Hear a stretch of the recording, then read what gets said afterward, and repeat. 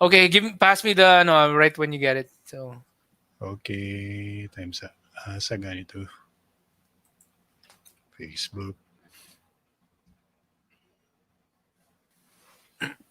Yeah, so I'm doing a talk tomorrow at the youth summit. where?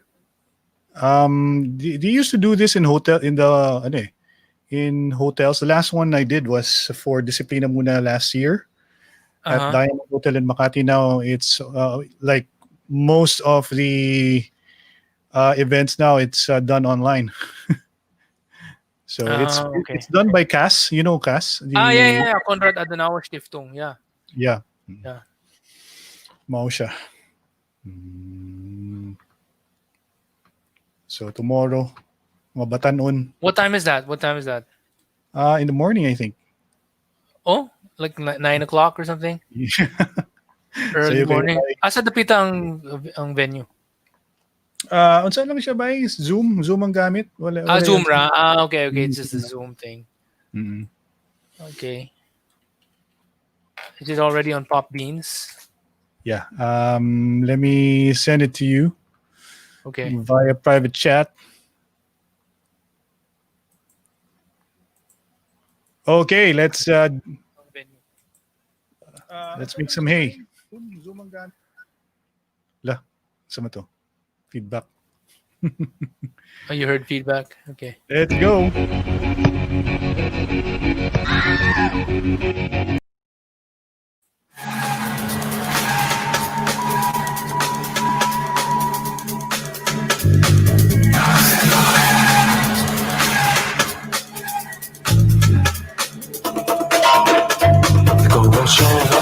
Hey, welcome to Istoryang futBOLERO. My name is Ron Poblete, and I'm with the founder of Correct Movement, Mr. Orion Dumdum Perez Dumdum. I hope I didn't murder your name, Orion. No. You got it right. Orion Perez Zoom. Yep. That's All right. Welcome to the show. We're late this Friday. We were, I was busy doing some stuff for tomorrow. Unfortunately, I have work tomorrow, and Orion was busy doing Netflix, so Yeah. we had to delay this a little bit. Watching Borgen. Yeah. Borgen. Guys, I highly recommend that all of you who have Netflix, you check out The Crown and check out Borgen. Okay? These two shows on Netflix can really teach you a lot about how a parliamentary system works. Yeah, I've started watching Borgen already. It's a Good. It's a is it a movie in Denmark? It's a series in Denmark. Yeah, it's a series. Series in Denmark. Yes. So, yes. and what do they call their government in Denmark? Is there like a name for it, or? Well, the parliament is called the Folketing. There you go. Folketing, the parliament is called the Folketing. Okay, good to know. If you choose wisely, if you watch platforms like, or you watch the streaming platforms like Netflix, you can definitely find gems, things that can definitely enhance your knowledge on certain things, especially now that we are espousing constitutional reform. So meron tayong mga materyales no na pwede ninyong panoorin, mga palabas, mga movies, para ma-enrich po yung ating kaalaman sa constitutional reform. Napaka-importante po nun. Tonight, welcome to the program. Ang topic po natin, pampagana lang ito sa nagtutulak ng mga reporma. Mahirap pero kaya. Sa tingin nyo ba, kaya ba talaga? Kasi syempre, paminsan nadi-discourage tayo dahil sa mga asal ng ating mga mambabatas. Dahil syempre, hindi nila pinaprioritize ito. Alam mo naman ang ating mga lawmakers, Orion, no? Very short term mag-isip rin ng iba sa kanila. Kung ano lang yung issue of the week or issue of the day, that's the only thing they will tackle. And if they think the issue is not something that the people will latch onto, they will definitely, set it aside. And they're very, what's the word for that, Orion? For somebody who's reactive. Diba? They're mostly reactive. They're not proactive. Hindi sila long-term thinking. Hindi nila inuunahan yung problema eh. Hinihintay na lang nila magkaroon ng problema tapos doon na lang sila magre-react. And yan ang problema ng Pinoy politicians. Pero ganun talaga kasi yung sistema natin eh. So kaya kinakailangan talagang baguhin yung sistema, and there are no ifs, no buts about it. Talagang wala tayong magagawa kundi baguhin yung sistema. Wala nang Mm. excuse yung mga sinasabi ng ibang mga tatanga-tanga dyan. Hindi, wala yan sa sistema. Ano kasi yan? Yung kultura na kasi ng mga tao. Mali, mali, mali. Kaya nagkaganyan ang kultura ng mga tao ay dahil sa environment at sa sistema. Pero kung babaguhin ang sistema, magbabago ang environment, ang kondisyones na tumatama sa mga tao, at magbabago ang kanilang ginagawa. So kaya nga ang mga tao ganyan yung kanilang asal, dahil yun yung kanilang nakasanayan dahil sa sistema na kung nasaan sila. Kung makikita naman natin, ako galing ako sa corporate world, at nakikita ako na iba't ibang mga kumpanya ay may iba't ibang corporate culture. So pumasok ka sa isang kumpanya na ganito ang style ng kanilang pagpapatakbo, ganito rin ang asal ng mga tao. Siguro yung iba dyan, lamangan, ganyan. Sa ibang kumpanya naman, na ang style ay mas cooperative, di ang nangyayari, ang mga tao dyan ay nagtutulungan. At at alam mo, hindi sila natatakot na yung bang aminin nila na nagkamali sila, kasi hindi naman sila pagagalitan na ng kanilang boss dahil nagkamali sila, kundi sasabihin, mabuti nga na inamin mo na nagka-problema, imbis na yung kino-cover up. So, importante talaga yung kultura ng tawag nito ng mga kumpanya, 'di ba? Na nagbubunga galing sa sistema, Alam mo, ng kumpanya. maganda yung ginawa mong ehemplo ang kultura ng mga kumpanya, Orayon, no? Kasi karamihan sa atin ay mga nagtatrabaho. At yung ating mga viewers, syempre, they can relate to that, yung pag pinapag-usapan ng environment, ang working environment or working Yes. setup ng isang kumpanya. Kasi walang pinagkaiba yan sa gobyerno eh. Yes, As, yes. as a matter of fact, ang isang mapapansin mo sa gobyerno ngayon dahil, ewan ko ba kung narinig mo na yung term Orion, pag dinidescribe ang isang nagtatrabaho sa gobyerno as a bureaucrat. Ibig Yes, sabihin, yes. sanay sila sa isang kagawayan or sa isang pamamaraan. Kaya paminsan, pag nagtataka ang ating mga kababayan at sila ay naiinip sa mga pagbabago, may malaking kinalaman diyan sa kultura ng gobyerno, kultura ng kung paano magtrabaho ang mga tao sa gobyerno. Ang magandang ginawa mo example ay ang kumpanya Orion, kasi 'di ba ang isa sa mga ating mga that we are very that we praise a lot are the new working environments set by the tech companies like Google, Yes, Facebook, yes.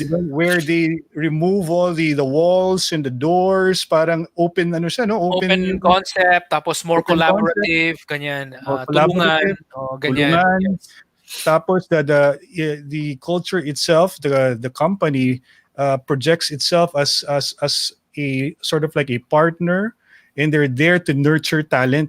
Parang even yung mga maliliit na bagay kagaya ng yung mga libreng pananghalian nila, 'di ba? Meron Yes, sa yes. buffet sa ano, I think ang Google ganun, no? Pag nagtrabaho ka Yes, sa yes. Google, merong free lunch at may mga ganyang klaseng mga incentives ang binibigay ng kumpanya. Parang And ginagawa nila, we will give you the best environment para ganado ka talaga magtrabaho. Ganon yung tama. style nila. So, meron ang dami nilang, basta maganda yung kanilang sistema.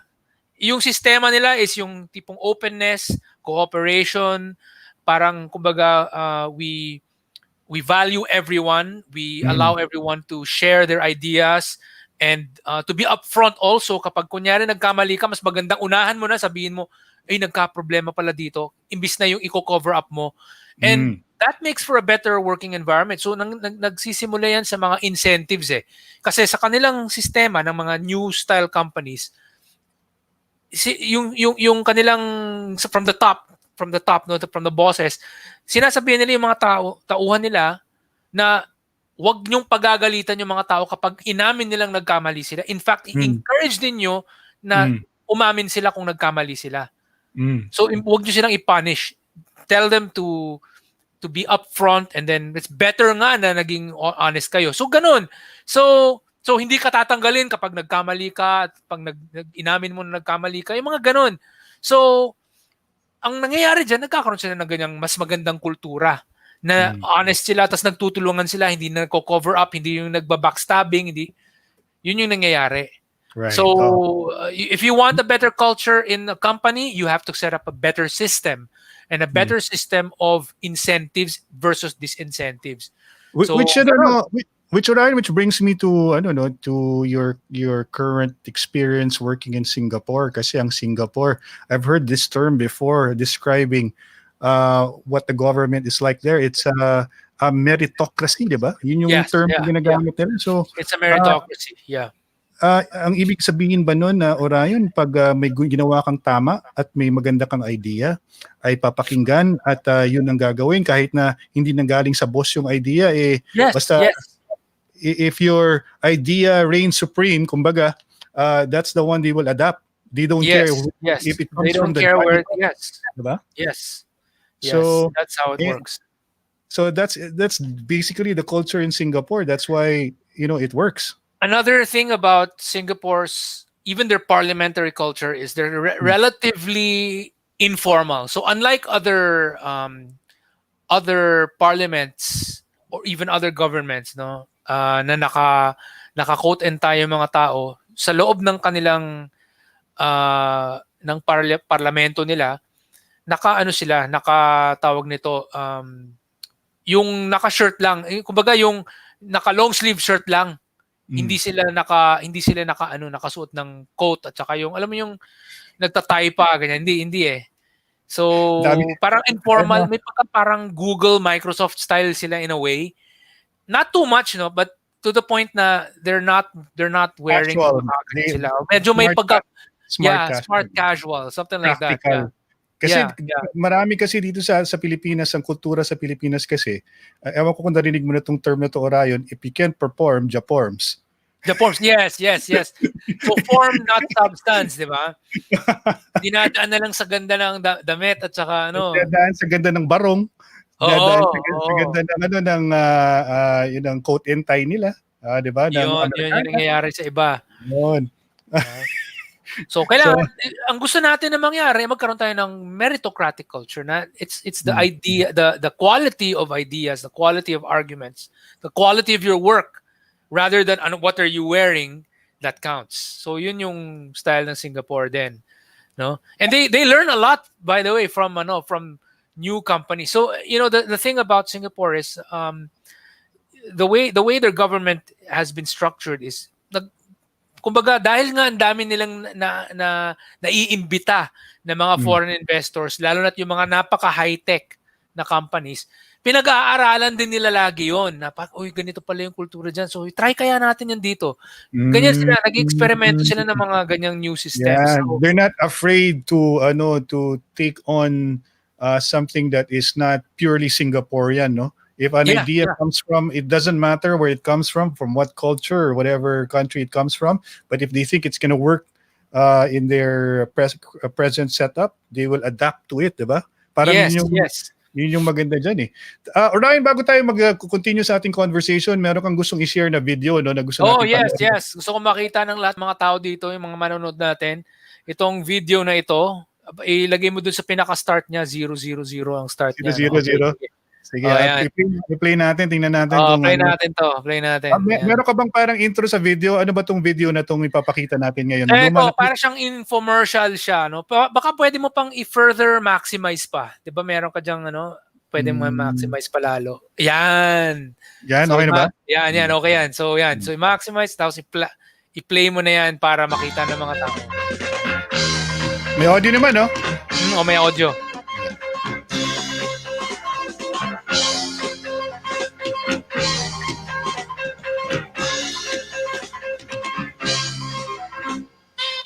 Are you tired of living a boring, stable, good life in a country with so many jobs, a middle-class majority, well-run government, and good public safety?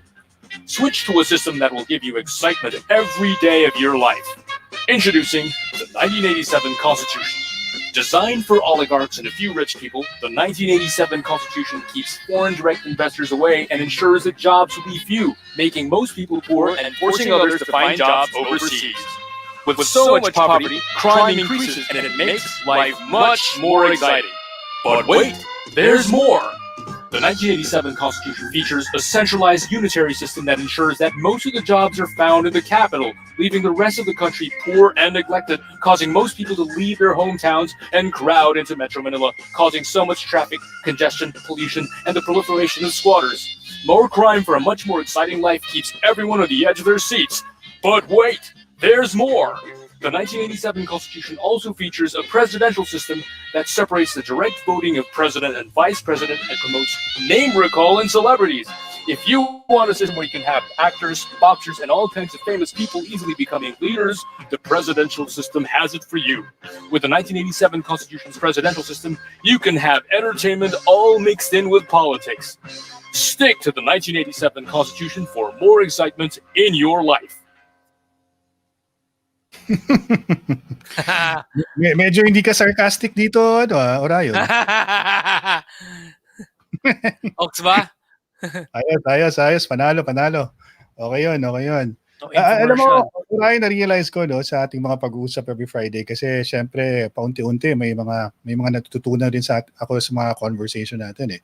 And not only I am banking on the fact that I'm also part of the constitutional reform movement, which is headed by the DILG, na talagang pinupush natin ng reforms. But I also realized that there's so much more about it. No, a lot of things are at stake. And So much.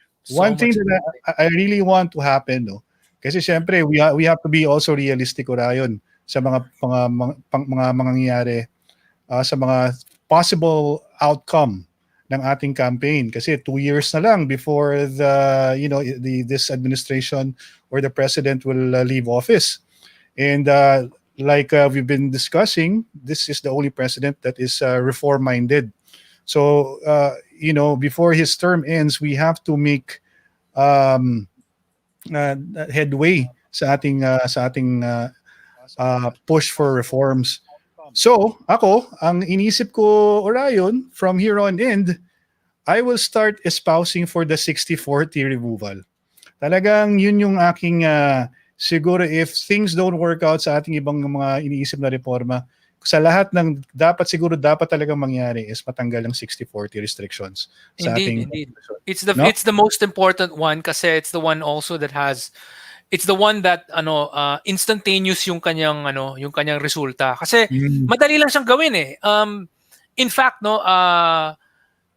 it's just simply deleting things. I would disagree with what Sec Gary was saying na lagyan lang ng unless otherwise provided by law. That's what was tried during the time of Noy Noy. That was the for the anti-dynasty rin, 'di ba? Yun ang ginawa ng 1987 Constitution on the anti-dynasty. As provided by law nakalagay doon, no?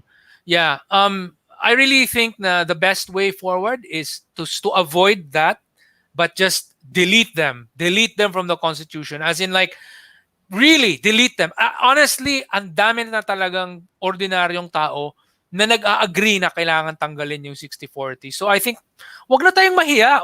Alam niyo, wag na tayong yung parang ina-appease natin sila. Hindi namin tatanggalin. Lalagyan lang namin ng extra wording. Wag na yan. Tanggalin talaga yan.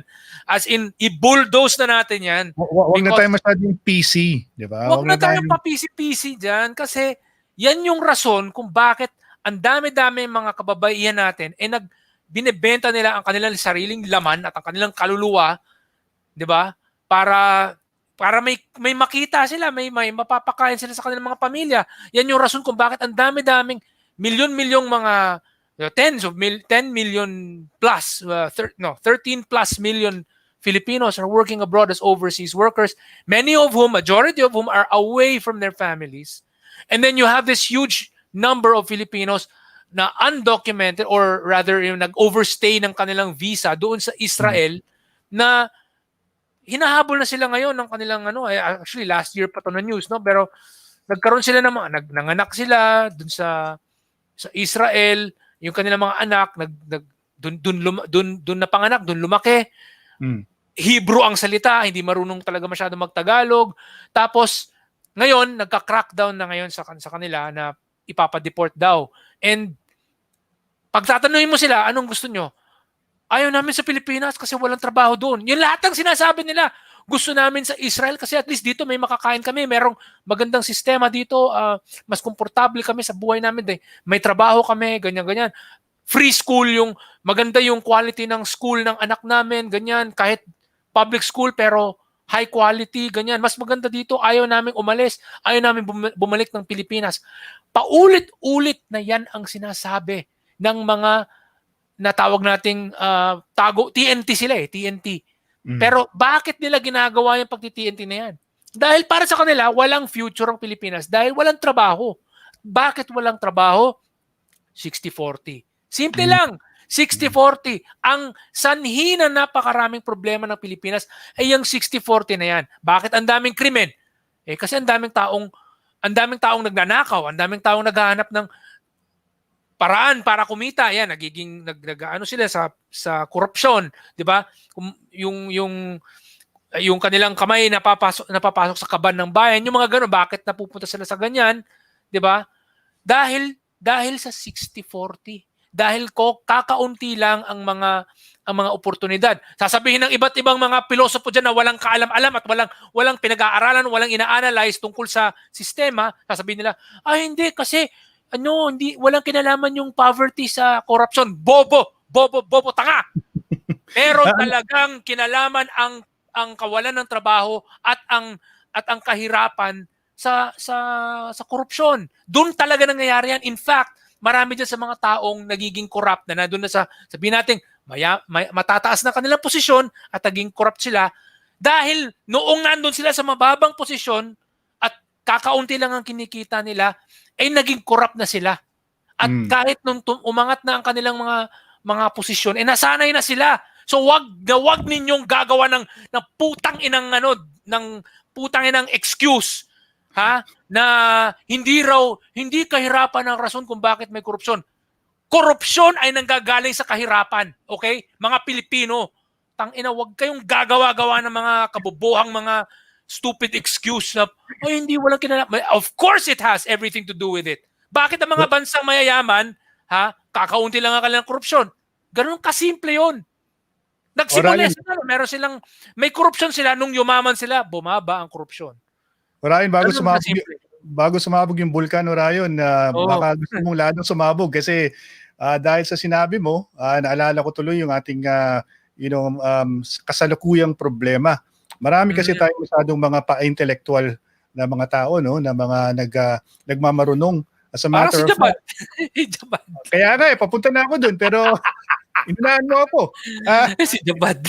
Hindi kasi kailangan rin na maging aware ang ating mga viewers, ang ating mga sumusunod na mga pro-reform, kagaya ng mga miyembro ng Correct Movement at ng Constitutional Reform Movement, na meron talagang mga outside forces na ginagamit nila yung kanilang credentials, ginagamit nila yung kanilang what we would call na perceived accomplishments or status in society as their way to sort of like make sure that they will be heard. Kasi syempre professor sila kuno, or gaya nung alala mo ba, Orion, ako kung nabasa mo to, meron nagkaroon ng parang talk dito sa Zoom talk. In-invite nila, yung speaker nila is from the United States, no, dating World Bank. Kilala mo ba yun? Si economist na si what's his name? Pinag-usapan ng mga professor yun eh. At may mga sinabi siyang mga criticism towards the government on how we are dealing with the pandemic. At sinasabi niya na kulang na tayo sa rational governance. Yun yung term na ginamit niya eh. Sino naman itong taga-World Bank na ito? Ay, nako, ano bang pangalan nun?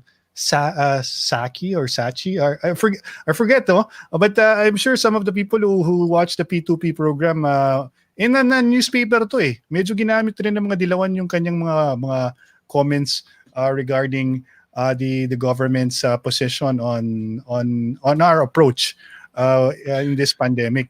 But the point there is, this guy, according to sila Professors Eric and Alfred, siya rin pala yung reason kaya nagkanda loko-loko rin yung ating world economy. Kasi ang dami niyang mga inadvisean ng mga countries like mga countries in Africa na ngayon tuloy talagang sub-sub sa hirap, sa kahirapan dahil sa mga kanyang mga polisiya na ni-recommenda niya nung 80s. Alam mo yun? Sino tong taong to? Gusto na hinahanap ko. Hanapin mo, Andre. World Bank economist ba siya? Ano ba siya? Oh, dati. IMF? Ano ba siya? World Bank siya dati, alam ko eh. And Tapos, what did he say? Hinahanap ko. Kay Google nga natin. Basta he was out.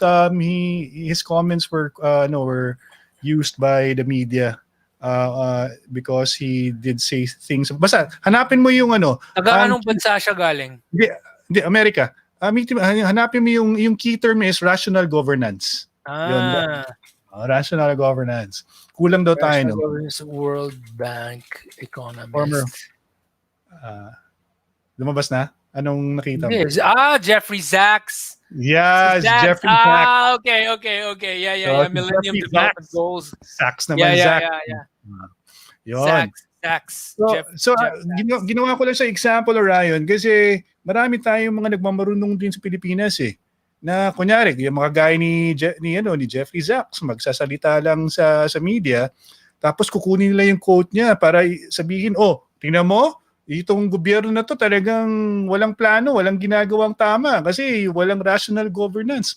And then that's what they do. It's like a vicious cycle of sort of like their PR stunt. It's like a PR stunt all the time. They keep on repeating over and over. Especially if they hear somebody is trying to push for constitutional reforms or cha-cha na gustong-gusto nilang gamitin na terminology para lang ma-discourage yung ating mga kababayan na isuportahan to. So yun ang lang na dapat siguro na maging mas mapagmatsyag yung ating mga kababayan. Pag narinig kayo na makunyari, ito si professor ng Lasal yan, o ng ekonomista ng ganito ganyan. Sabi niya, hindi daw uubra yung constitutional reform. Pangit daw yung federalismo. Hindi daw pwede ang parliamentary system sa Pilipinas, mga ganyan. Pag nag 60-40, ang China bibilin lahat ng mga ating mga natural resources at uubusin nila lahat ng mga negosyo dito sa Pilipinas. May mga ganyan mga banat, Orion. So dapat talaga may sagot naman ako diyan eh. So for example, actually right now dahil sa 60-40, mas lalong nagkakaroon ng chance yung mga ibang hindi natin gusto, like yung mga ibang taga-China, napapasok sila. Kasi ang mga taga-China, okay lang sila na gumamit ng dami. Okay lang sila gumamit ng dami.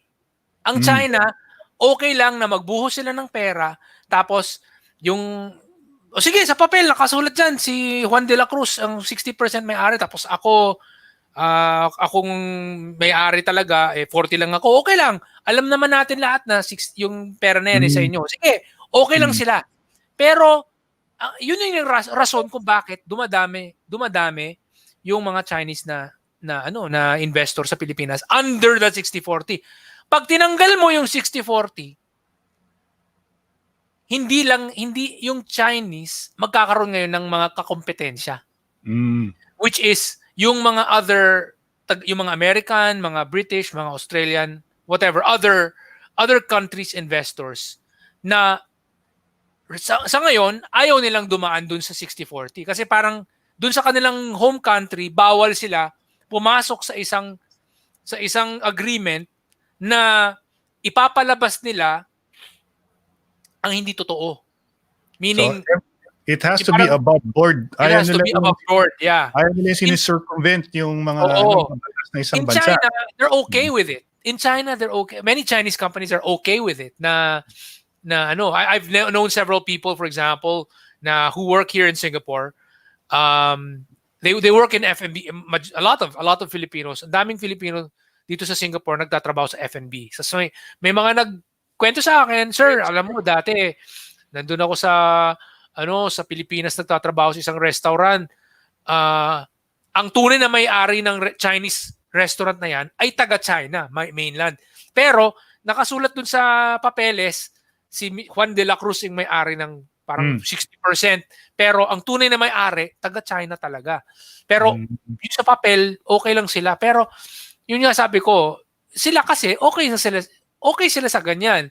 Pero yung mga Amerikano, mga Italiano, mga French, mga ano, hindi sila, bawal sa kanilang pumasok sa ganyan. Sa European mga countries, meron sila magbatas na hindi sila pwedeng pag nahuli sila, yari sila sa sarili ng bansa. But if we remove 60-40, papasok sila and they will give us a better deal. They will likely, parang kumbaga, makikipag-negotiate sila ng, ayaw namin yung maunahan kami ng Chinese investor na yan. O sige, bibigyan namin kayo ng mas magandang deal and all that stuff.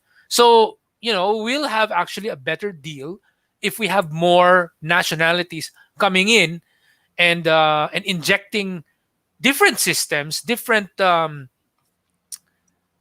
industrial methodologies coming from different countries into the Philippines. We will learn more. Okay sana, Orion, kung ganun ang ang labanan ng kabila kung ganun rin ang kanilang they respond with reason and talagang research material yung kanilang ginagamit when it comes to pag they try to refute your points. Pero puro sila fake news Puro sila fake news. Tsaka not only that, ewan ko, sakit rin talaga ng Pilipino yata to na talagang lahat binabase sa sa kung ano yung titulo. Alam mo yun? Pag sinabing profesor, dapat pag lahat ng sinabi niya tama na kaagad kasi professor siya, 'di ba? Kung sinabing kaya mapapansin mo kahit na yung mga ibang issues natin na kinakaharap natin ngayon, puro na lang sinasabi yung kabila, sabi ni engineer o meron silang itutulak ngayon na geologist na alam mo parang kakagraduate lang yata. Pero actually, to be honest, it's kayang-kaya pa rin na matalo ng taong mas matalino kahit wala siyang titulo. Kayang-kaya pa rin ng taong mas matalino na kahit walang titulo, mas yung tipong taong mas matalino at mas nagbabasa at mas nagre-research, ang taong may so-called titulo. Kaya Although it's gonna take a bit longer. So for example, isang salita nung itong isa, nakakaloko siya. Habang yung mga katulad natin na siguro mas mahilig tayo magbasa, mangyayari dyan, 5 beses muna natin kailangan sabihin ng mga katotohanan.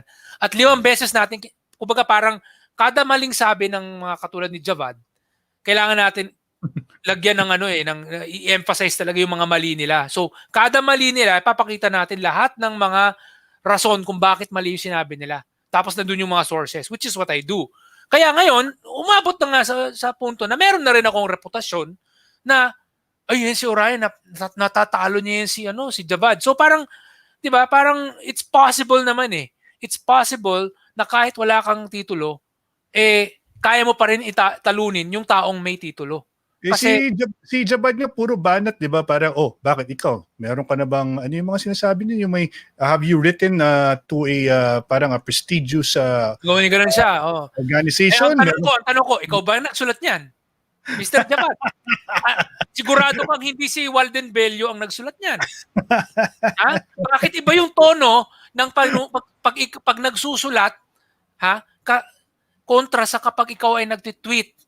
Puro pag nakasulat yung article, itong alam naman natin na ito si Walden Bello, parang Amerikano kung magsulat maganda yung grammar. Wow, Amerikano, pare. Mga writings daw, peer-reviewed daw Peer-reviewed si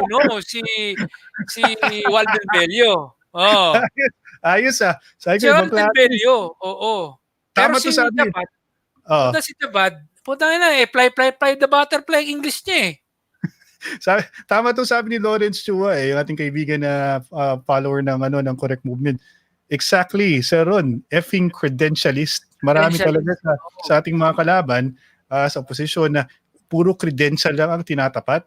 Para lang kasi mahirap yung mga ganyan mga sa debate, instead of debating the merits of their argument, or giving us yung talagang solid, tapos may sa solid base yung kanilang argument, ay dinadaan nila sa oh, bakit? Ako, framer ako ng 1987 Constitution. Ikaw, ano ka? Oh, 'di ba? May mga banat pa nga sila. If you know Thinking Pinoy, si RJ Nieto, ang bati ko sa kanya, drop out ka naman ng college. Sino ka ba para magsabi na ganito na tama ka, or 'di ba? What's your basis for being right when you don't even have the credentials to back it up?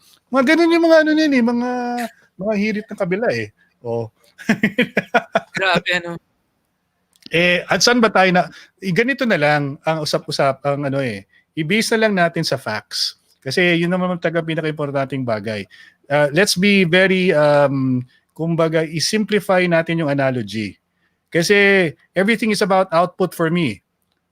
Sa 30 years na we have the 1987 Constitution, and this being claimed as the perfect Constitution, do we have better lives? Do our poor countrymen have better lives? That's the question eh. Kasi if that indeed is that Constitution sets up an environment for good governance and proper execution of plans for the development of the country, bakit hanggang ngayon mahihirap pa rin yung ating mga Pilipino?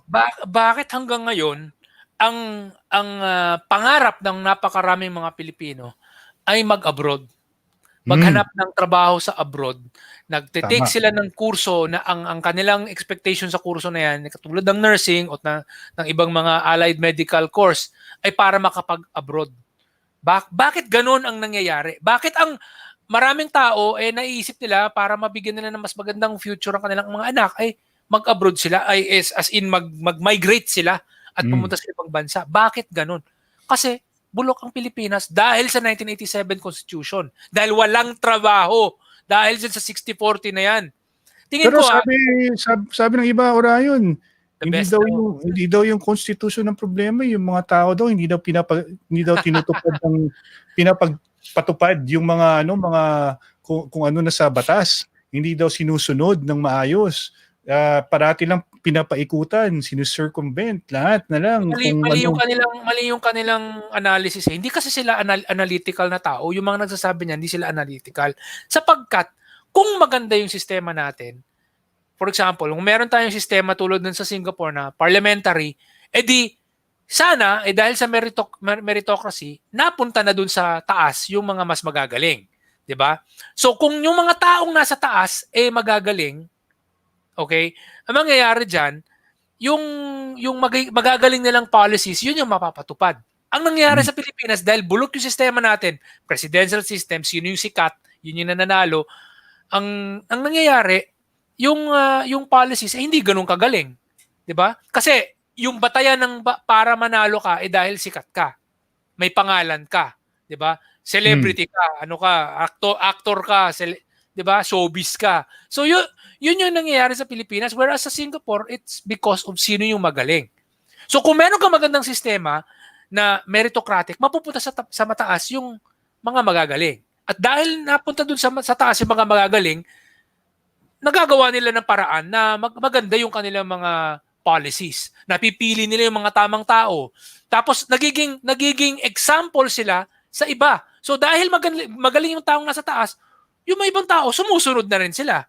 Pero kapag walang kwenta yung taong nasa taas, 'di ba? Yung mga for the longest time nakikita natin yung mga noy-noy ganyan yung nananalo, walang kwenta, ay parang walang gana yung mga taong sumunod. Ngayon, actually swerte tayo ngayon na magaling yung naging leader natin kahit na ba siya ay popular. Kasi totoo naman, sa totoo lang, si Duterte nanalo dahil sa popularity. Pero nagkataon lang din na magaling siya.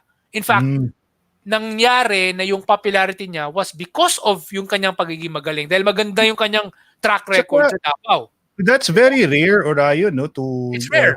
Have a leader who has both the political guile and also the popularity. Medyo it's like kumbaga complete either or usually. Either or, diba? Either or. Oo. And the sad thing about that, Orion, kaya nga medyo I agree na kailangan talagang baguhin natin. I'm convinced that the parliamentary system talaga will bring about kumbaga, the best of the crop, no?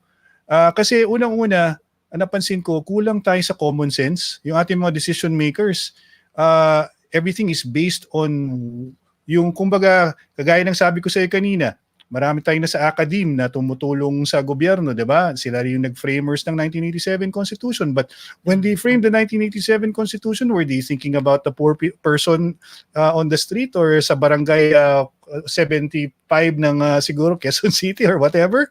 You know, I'm just making this up. But if when they thought about the laws, the basic laws of the land, were they thinking about the poor Juan in the poor Inday in the Visayas? Yun ang tanong dyan eh.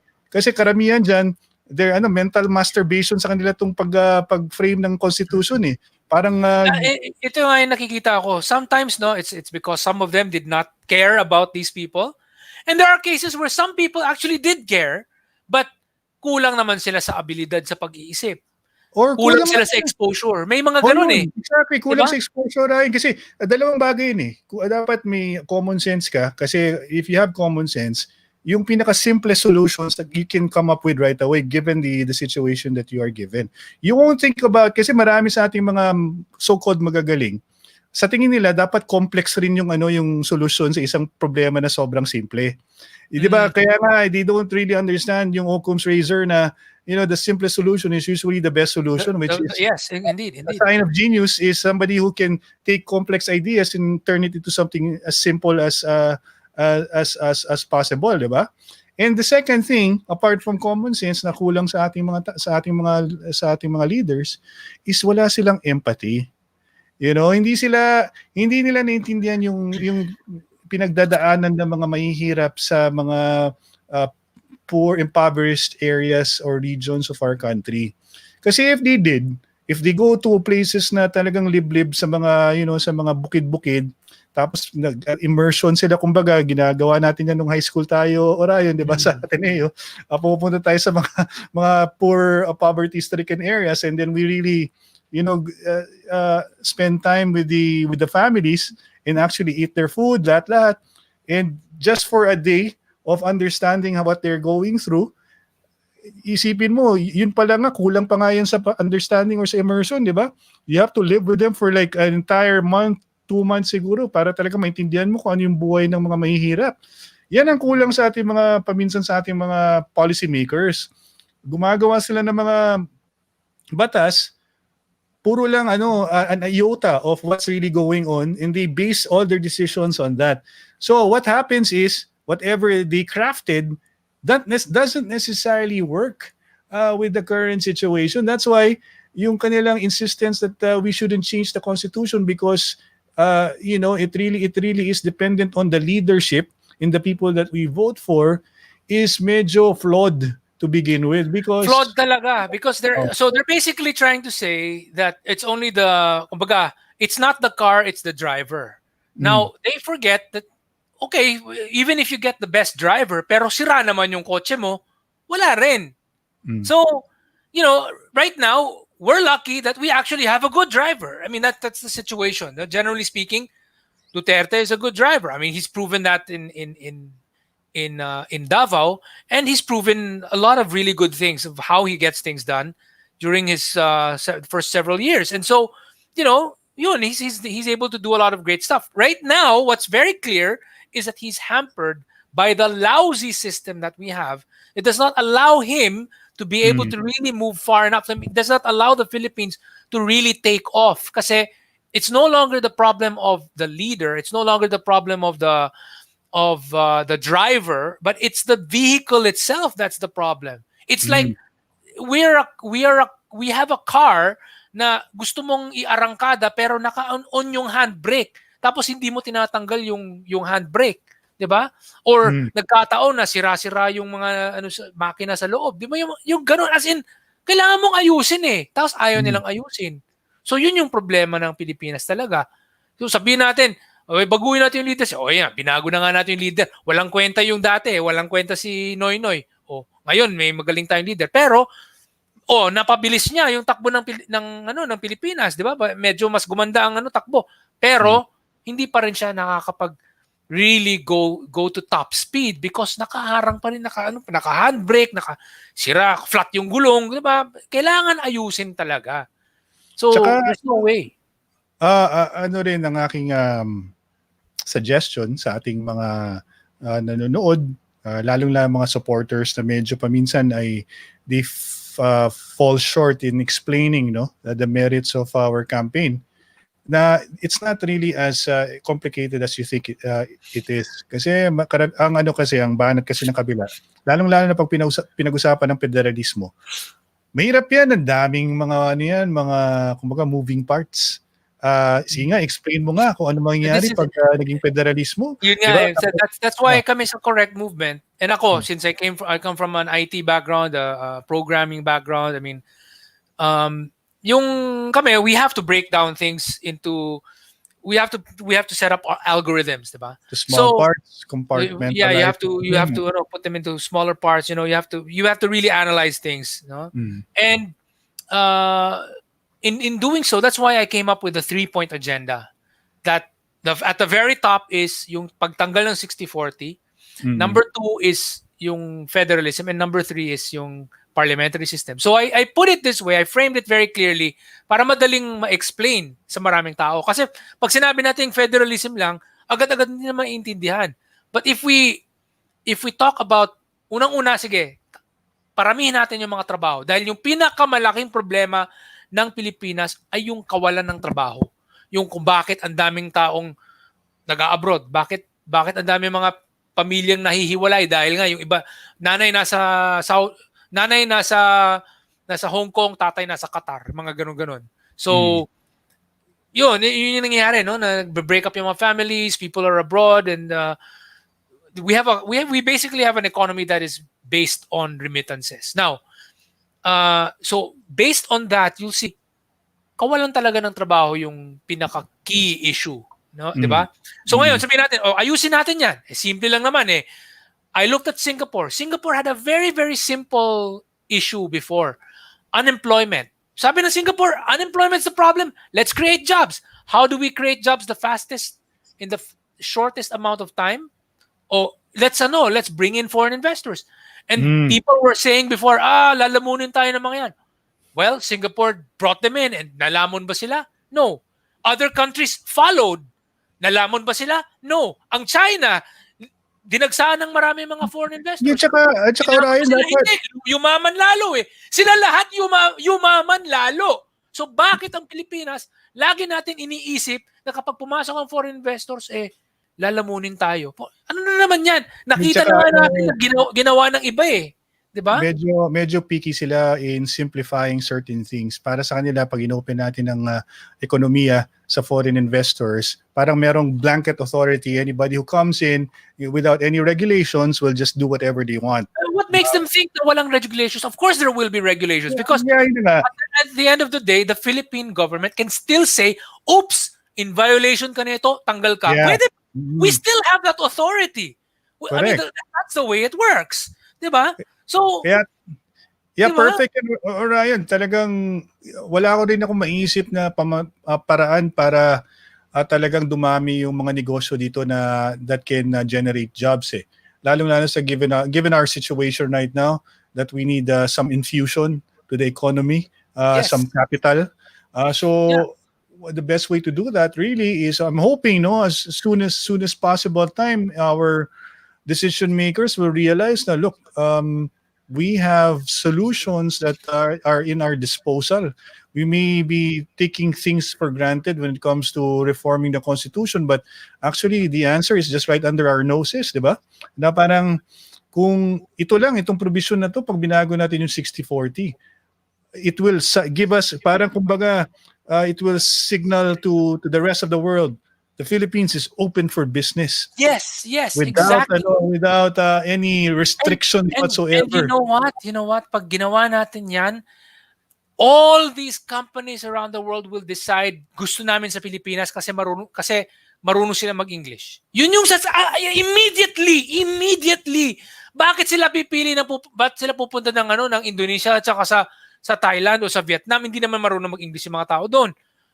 From the very beginning, I talked to a lot of, I was very active sa expat community dito sa Singapore. And here, Singapore, nandito yung mga HQ, yung mga headquarters ng mga yung mga Right. kumpanya na nagpupunta ng Thailand, nang pupunta ng whatever country, no? And when I talked to them, immediately the first thing they told me was, Ryan, the only reason why we came to Southeast Asia was we wanted to go to the Philippines. We really originally wanted to go to the Philippines. That was the first thing on our minds, which was to go to the Philippines because we were exposed to the people working in the NHS in Britain. Mm. Ganyan sila, parang we've seen how Filipinos work in our Mm. countries as nurses, and we said, shit, ang galing nila. Mag-set up tayo ng kumpanya doon sa Pilipinas. And what happened was, nung pumunta sila sa Pilipinas, nakita nila may 60-40. Tapos sinabihan sila ng kanilang HQ sa London or whatever other country, sinabihan sila ng wag lang kayo mag-limit sa Pilipinas sa inyong feasibility study. Maghanap kayo ng parang three different countries to look at. So Philippines, Indonesia, Malaysia, ganyan. And then they do their comparison. Makikita nila, ay, ang Malaysia, maganda. Dito na. Diyan na lang tayo. So original plan nila was Philippines. Tapos na-divert yung kanilang attention dahil sa 60-40 natin, na-turn off sila at dun sila pumunta sa iba. It's like yung ibang lalaki diyan may gusto sa isang babae, parang uy, ang ganda niya, ano?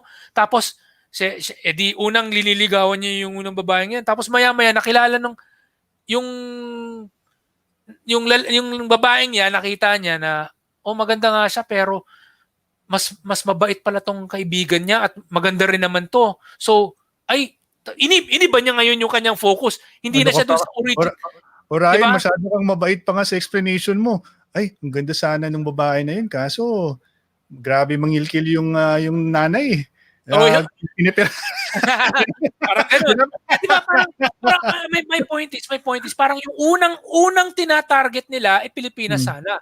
Tapos, dahil walang kwenta yung papel natin, yung konstitusyon natin na parang ayaw natin sa kanila, nag-change sila ng kanilang focus, 'di ba? Parang ganoon, parang yun nga yung niligaw ka sana sa iba, tapos may ibang yung kaibigan niya pala, best friend pala niya, mas mabait at mas parang ganoon. So nag-change ka ng focus, 'di ba? Parang punto ko, 'di ba? Ang Pilipinas ang rason kung bakit ang daming pumunta sa Asia originally dahil narinig nila, magaling mag-English yung mga Pilipino, mura lang sa Pilipinas, magaling ang mga Pilipino, pero pangit ang batas natin, pangit ang saligang batas natin, pangit ang 60-40 natin. Kaya, na-discarril na napunta sila sa iba, doon na lang tayo sa Indonesia, ganyan-ganyan. Ganon na nangyari. Paminsan pa nga, ang nangyayari ay gusto nila sa Pilipinas, tapos nakita nila, mas maganda pa rin sa Malaysia. Doon na lang tayo mag-set up sa Malaysia ng factory, pero mag-hire pa rin tayo ng Pilipino na OFW doon sa Malaysia. Yun ang nangyayari ngayon. So kukuha sila ng mga magagaling dito sa Pilipinas, tapos papatakboy nila yung kumpanya na sinet up nila sa Vietnam o sa Malaysia. May ganun Oo, di ba? So, tama. Sino yung nakikinabang? Yung Malaysia, yung Malaysia, Vietnam. Kasi yung taxes doon pumupunta. Di ba? Ang nangyayari pa nga sa kunyari Vietnam, ang Vietnam ang style ng Vietnam kasi may nagkaroon ng Intel yata yun o Canon ba yun o Intel, basta may mga kumpanya na nasa Pilipinas na lumipat ng Vietnam, parang nag-iisip na mag-Vietnam na lang kasi mas mura. Tapos sabi ng Vietnam, alam nyo, yung mga Filipino nyo na mga manager at saka supervisor, dalhin nyo na dito. Bibigyan namin ng visa yung mga pamilya nila para magsama sila.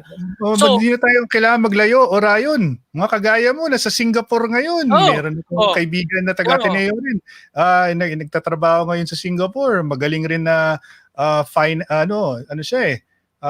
he used to be a vice president here sa isang bangko sa Pilipinas, kinuha rin ng Singapore. O, yung mga ating mga talents natin dito sa Pilipinas ay napupunta dyan sa Singapore, sa Vietnam, sa Malaysia, sa Indonesia. I'll give you an example. So, nangyari dyan, Mm. continue ko lang yung kwento ko dyan. So, ito si Vietnam, sabi niya, kayo, Canon or Intel, huwag kayong mag-alala. You can bring in yung mga executives nyo galing sa Pilipinas. Dalhin nyo na dito. Huwag na kayong mag-alala. Hindi nyo na kailangan mag-retrain ng bagong tao. Hindi, dalhin nyo na sila dito sa Vietnam.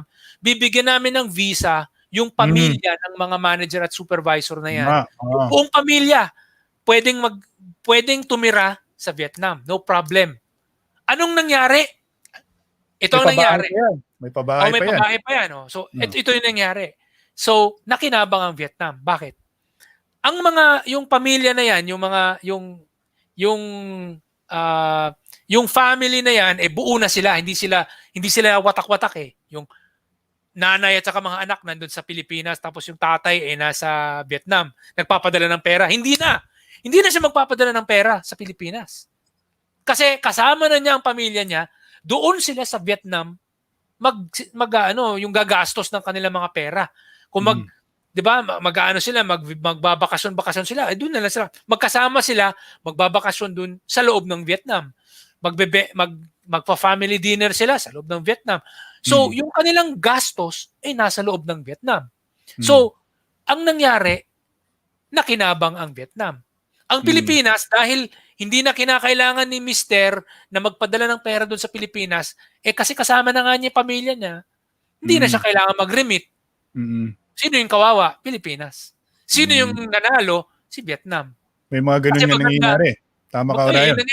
Maganda kasi yung kanilang policies. Anong ginawa lang naman ng Vietnam? Anong ginawa ng Vietnam? Ginaya lang ng Vietnam ang Singapore. Yun lang ang ginawa niya. Hindi lang naman Vietnam gumaya sa Singapore, pati China. Diba? Pati China. Ganon din ang ginawa ng China. So, ginaya nila. So, kumbaga, hindi sila mayabang Parang, kung ano yung gumana na sa ibang bansa, gayahin na lang natin. Tama. Problema natin mga Pilipino, hindi Yabang natin. Sa totoo lang, merong studies na kinonduct on that sa pag-uugali ng Pilipino. Meron nga talaga tayong certain degree of stubbornness. Lalong-lalo na if we're used to certain ways or ways of doing things, na pag merong na-introduce na panibagong bagay ay right away ay merong kaagad may resistance kaagad. Right, basahin muna natin yung mga messages ng mga viewers. Sabi ni Jerome Dial, it's Intel. They have Mali on their CPUs. Si Paul Ian naman, sayang yung Intel Philippines sa Makati. Si Jos Fernandez, I've been following correct movement since 2011. I'm in favor of 60-40 removal. Naranasan kong mahiwalay sa mga magulang for 7 years para masustain kami financially. Thank God, magkasama na kami ngayon dito sa US. Sana kami ang huling henerasyon na lalabas ng bansa para maghanap buhay. Pinagpangarap na reporma, makakamtan natin yan, laban lang, sabi ni Josh Fernandez. Salamat, Josh. Maraming salamat, Josh. Make sure to keep on supporting the movement. Suzy says, ang bagong agenda ng core is to push ang pag-remove ng 60-40 since konti na lang ang time ni PRRD para mapatupad ang Fed parliamentary. Si Bobot na Navarro naman, yes, let's go. Mabuhay. Yan ang attitude na kailangan natin ngayon, Orion Oo, kailangan yan. So actually ang inisip ko nga ganito kasi yan no? Pag inuna natin yung pagtanggal ng 60-40, susunod din yung iba, yung ibang mga reporma kasi tinanggal na natin yung 60-40, dumami yung mga trabaho. Ngayon, yung next move ng gobyerno okay, dumadami na yung mga inquiries, dumadami na yung mga pumapasok na kumpanya, and that's going to be instantaneous. Immediately, in fact, nag-announce ka lang that 2 months from now, we will be removing the 60-40. Immediately sa pag-announce lang yan, nagdadami na agad yung mga tawag, yung mga inquiries, yung mga letter of intent, magpapasok-pasok na yan kahit wala pa.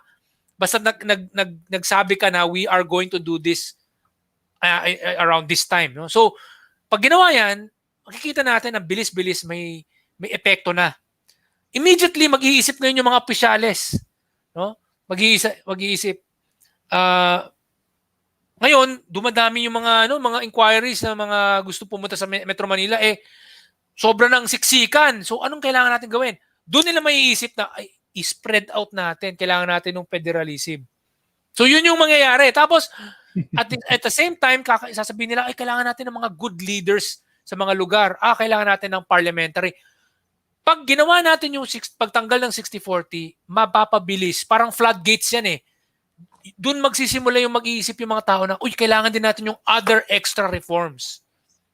So, kahit unahin muna natin yung 60-40, don't worry kasi to follow immediately yung other reforms dahil pag nagdagsaan na yung mga investor, agad-agad ang dami ng mga demands ng mga kumpanya for gusto namin mag-invest doon sa ibang parts ng Pilipinas, wag masyado mahal sa Metro Manila. Doon sila mapapaisip. Sige, federalize na, mag-federalism na tayo, mag-parliamentary na tayo. Yun ang mangyayari. Yung mga forward-thinking sana na leaders na ma-realize sila, no? Yung tama sabi niya, malaking chance yan, Paul, Ian, yung sinasabi mo na, yung stocks natin, biglang magrarally yan pag bigla lang may announcement na sasabihin ng Kongreso, alam mo, tutulak namin yung pagtanggal ng 60-40. Can you imagine the ripple effect that will have on the economy? Kasi biglang, ganun ba? Biglang ang positivity. Kasi alam mo, ang stock market, Orion, rin yan based on emotion rin yan, emotional Yes. drivers, no? Na parang kung may certain confidence na that the market is being given to yung ating mga main actors na who keep the economy from moving forward, ay talagang they're very dependent on certain pronouncements na may sa tingin nila may effect on whether it's positive or negative. Very dependent sila doon kahit na wala talagang I don't know logical kumbaga you can't explain it rationally, but the funny thing is the stock market is sometimes irrational when it comes to diba? It's very sentiment based, very emotional. Very emotional. You spread a rumor. You just spread a rumor, and people believe it. It'll change the results in the stock market. So, yeah, we promise Orion to keep the program to an hour. So, marami pa tayong gustong pag-usapan. Unfortunately, Ryan and I decided that the early onset of the program. Meron pa akong presentation dun sa CAS. At ating mga kabataan ay aking ipepresenta yung ang topic ko bukas is about social media. Okay. So maganda rin yung topic. I have to prepare for that. But we would like to thank though our viewers tonight, before we say our goodbye. Si Jerome Dayal, sabi niya stubbornness baka mo. Kaway naman sa mga IT BPM employees na mas may cultural challenges pa sa kapwa Pinoy counterparts versus sa minimal challenges sa foreign clients. JB, salamat rin sa pagpadala ng iyong message, purchasing power, competition, pushing quality, and competitive increase in benefits due to demand of workers. Sama-sama angat ang Pilipinas. J-Rold Serante, salamat. Merong isa dito, hindi ko maintindihan yung pangalan niya kasi I think is this in Malaysian? No, it's in Hindi. Hindi? Para tayong long lost golden spoon baby na nilagay sa kagipitan pero lumalaban pa rin. Let's make Philippines great again. Devanagari script.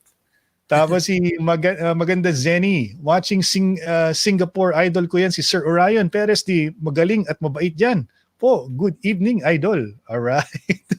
So with that, Orion, maybe what's your recommendation for reading this week para pag next Friday meron pa lalong gumanda yung ating discussion? Meron ka ba mga suggestions? Punta lang kayo dun sa correctphilippines.org.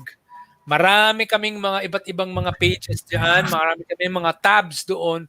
Puntahan ninyo, marami kayong makikita mga PDF documents kung gusto niyo talaga magbasa doon. Or doon sa main page, maraming mga articles doon, may iba nga doon, mga nakatagalog pa or madadaling maintindihan. na English.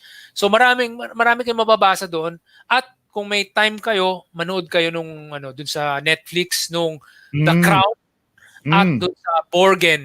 Okay, yung The Yun. Crown, maintindihan ninyo yung sistema na ginagamit ng UK. UK.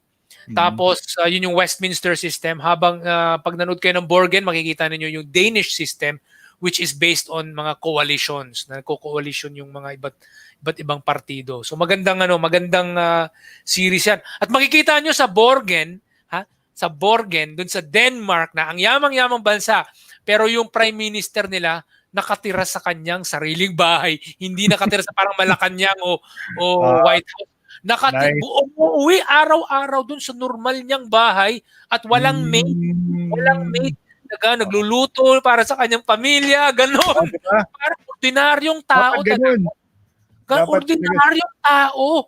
Tapos yung bahay niya parang townhouse lang. Yung ganong alam mo yung tipong normal lang na bahay, na hindi yung mansion, normal lang na bahay eh. Tapos nagba-vacuum pa siya. Yung ganon. Ganon eh. Ordinaryong tao ang prime minister. Ikaw, Orion, ba ngayong weekend ba mag-vacuum ka rin ngayong weekend? Naka-line up ba yan sa iyong schedule ngayong weekend?